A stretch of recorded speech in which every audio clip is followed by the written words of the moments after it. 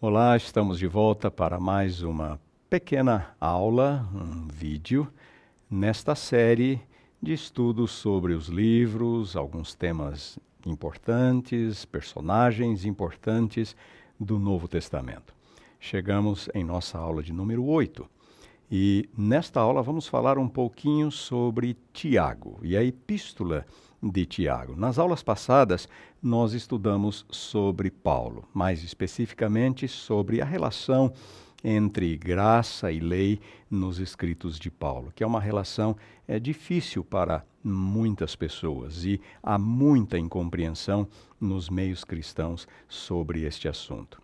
Mas quando chegamos na epístola de Tiago, também existem algumas incompreensões e eu acho que vale a pena gastarmos alguns breves minutos para aprendermos alguma coisa sobre esta epístola, que não é menos importante do que Gálatas, do que Romanos e outros livros do Novo Testamento.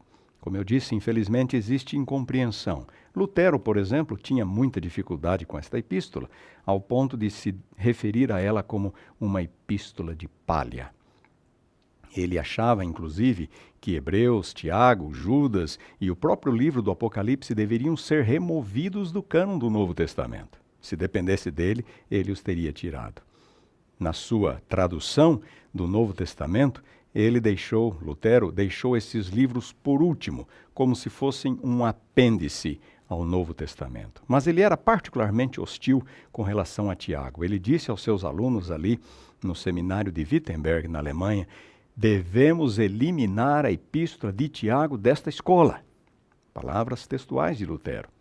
E não são poucos os evangélicos que têm realmente dificuldades com esta epístola. Lutero achava que Tiago contraria o conceito de justificação pela fé, que Tiago vai contra este princípio, porque Tiago, conforme vamos ver, fala sobre justificação pelas obras. Quem era Tiago? Quem era o autor? Quem foi o autor desta epístola? Ele diz, Tiago capítulo 1, versículo 1, Tiago, servo de Deus e do Senhor Jesus Cristo, às 12 tribos que se encontram na dispersão. Saudações. Tiago está escrevendo aos judeus cristãos espalhados pelo mundo greco-romano, os judeus cristãos da dispersão. Que Tiago é este? A Bíblia fala de pelo menos 3 Tiagos. O primeiro deles era o filho de Zebedeu, o irmão de João. Certamente não foi ele o autor desta epístola, porque ele foi o primeiro apóstolo a morrer, já nos primeiros anos, logo depois do Pentecostes. Atos capítulo 12, versículo 2. Na Páscoa do ano 44 da nossa era. Houve um segundo Tiago, também apóstolo, identificado por Marcos como sendo Tiago o Menor. Ele é citado em Marcos 3,18 e também em Marcos 15,40. Esta epístola, ou este Tiago, é tradicionalmente identificado como um dos irmãos de Jesus. Nós sabemos por Mateus capítulo 13, versículo 55, que Jesus tinha 4 irmãos, Tiago, José, Simão e Judas. Estes irmãos de Jesus são apresentados no Novo Testamento como filhos de José, o que nos leva a crer que eles eram provavelmente filhos de um primeiro casamento de José, o que implicaria que José era viúvo quando tomou Maria como sua esposa. Portanto, eles eram apenas irmãos de criação de Jesus. Durante o seu ministério, o ministério de Jesus, estes irmãos são hostis, eles são descritos como sendo hostis a ele. Marcos capítulo 3, versículo 21, João capítulo 7, versículo 5. Eles eram mais velhos que Jesus e não aceitavam Jesus. Mas a situação deve ter mudado aos poucos durante o ministério de Jesus, e Paulo nos informa em 1 Coríntios capítulo 15, versículo 7, que Jesus apareceu a ele, a Tiago, de modo particular após a sua ressurreição. Jesus tinha um plano para com este personagem, este seu irmão de criação, Tiago, o mais velho e o mais influente dos seus irmãos. Esta aparição a Tiago certamente foi para chamá-lo, para dar a ele evidências da sua ressurreição e chamá-lo para que ele integrasse o grupo específico que agora haveria de liderar a igreja e nesta nova fase em que Jesus não mais estaria presente.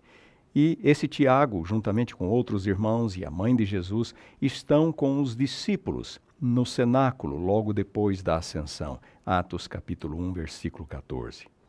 Pedro mostra uma certa deferência a ele ao ser liberto da prisão. Atos capítulo 12, versículo 17, o que sugere que Tiago era uma pessoa influente, já havia conquistado algum espaço na liderança da igreja em Jerusalém.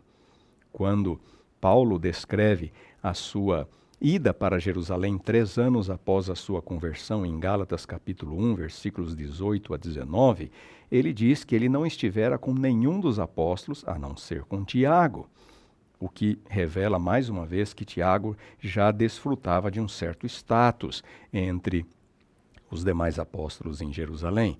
E quando chegamos em Atos capítulo 15, por ocasião do concílio de Jerusalém, que ocorreu logo após a primeira viagem missionária, aí não há mais dúvida, Tiago aparece como o líder da igreja apostólica. Nos primeiros capítulos de Atos, Pedro é o líder. Com o passar do tempo, em poucos anos, Tiago como que assume esta posição de liderança.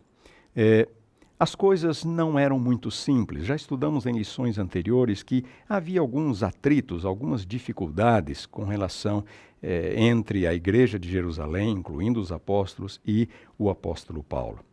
Paulo, uma conversão suspeita, um evangelho suspeito. Paulo pregava justificação pela fé e ali em Jerusalém eles eram muito zelosos das tradições judaicas, incluindo a circuncisão. Havia algumas dificuldades. Essas dificuldades se tornam bem explícitas, por exemplo, quando lemos Gálatas capítulo 2, versículos 6 a 9. Paulo usa uma linguagem dura ali para se referir aos demais apóstolos em Jerusalém. Ele cita pelo nome Pedro, Tiago e João. A linguagem é dura. E gostaria de chamar a sua atenção agora para Atos 21, versículos 20 a 25. Que descreve a chegada de Paulo em Jerusalém logo após a sua terceira viagem missionária. Quando ele é recebido pela liderança da igreja em Jerusalém, Tiago é o porta-voz, Tiago mostra claramente um certo desconforto ali da parte dos crentes de Jerusalém para com o apóstolo Paulo. A verdade é que Tiago assumiu esta posição de liderança da igreja. E havia atrito, havia um relacionamento bastante difícil da parte deles para com o apóstolo Paulo, por razões que já estudamos em lições anteriores. A tradição da igreja diz que esse Tiago, irmão de Jesus, foi o primeiro bispo de Jerusalém e foi indicado pelo próprio Senhor. Nós não temos nenhuma evidência quanto a isto. Esse Tiago também era muito conhecido por sua piedade. Ele é citado em fontes extrabíblicas como sendo Tiago o Justo, uma pessoa altamente religiosa, altamente piedosa. Inclusive temos a informação de que o seu joelho era tão calejado por causa de sua vida de oração que em algum momento ele chegou a ser chamado como Tiago Joelho de Camelo, por ter um joelho grosso, calejado de tanto orar a Deus. Foi apedrejado no ano 61 da nossa era, sob a instigação do sumo sacerdote Ananus. E assim, foi um dos primeiros, portanto, a entregar a sua vida, a ser martirizado, depois do Tiago, irmão de João, filho de Zebedeu.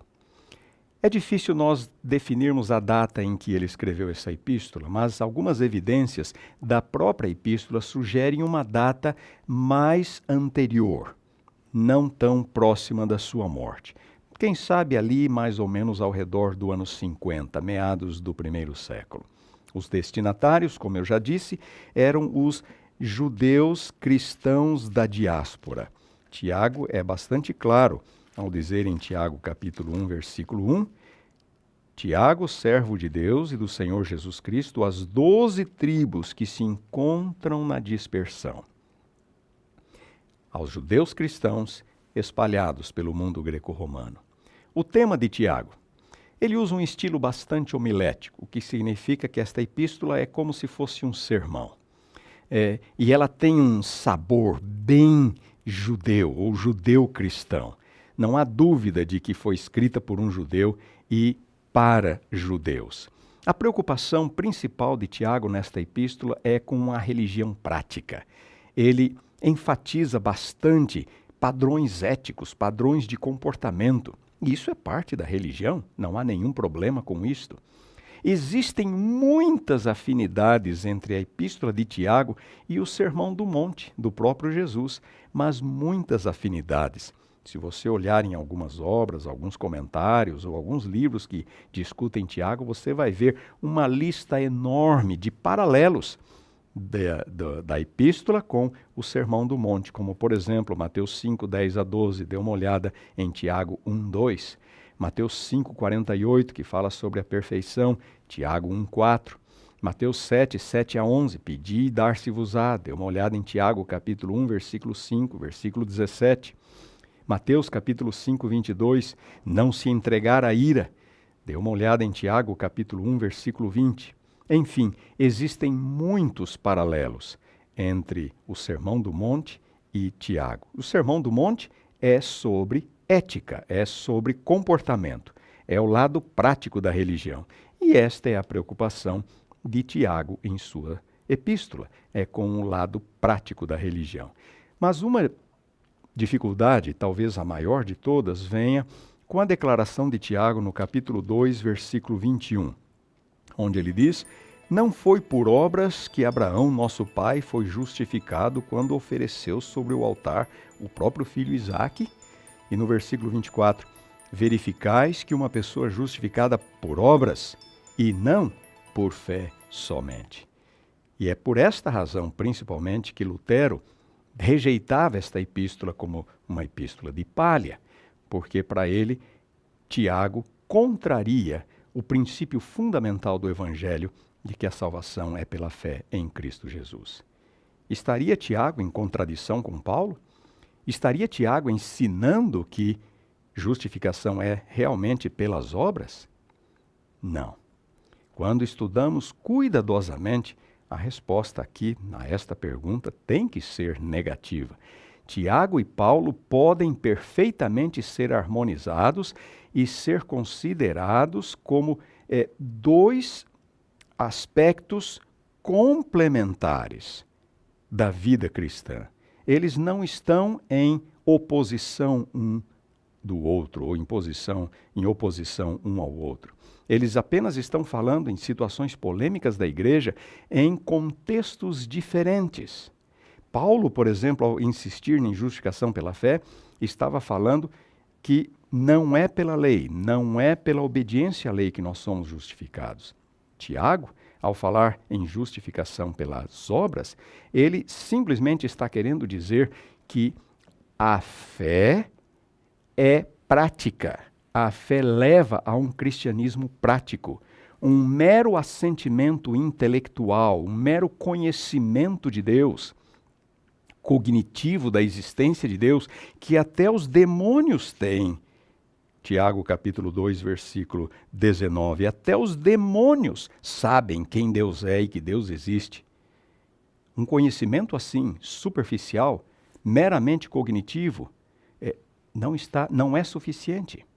É insuficiente quando não promove uma religião prática, uma religião autêntica de fugir da maledicência, ajudar os necessitados, não se deixar corromper pelo mundo, não fazer acepção de pessoas. São ênfases que Tiago dá em sua epístola.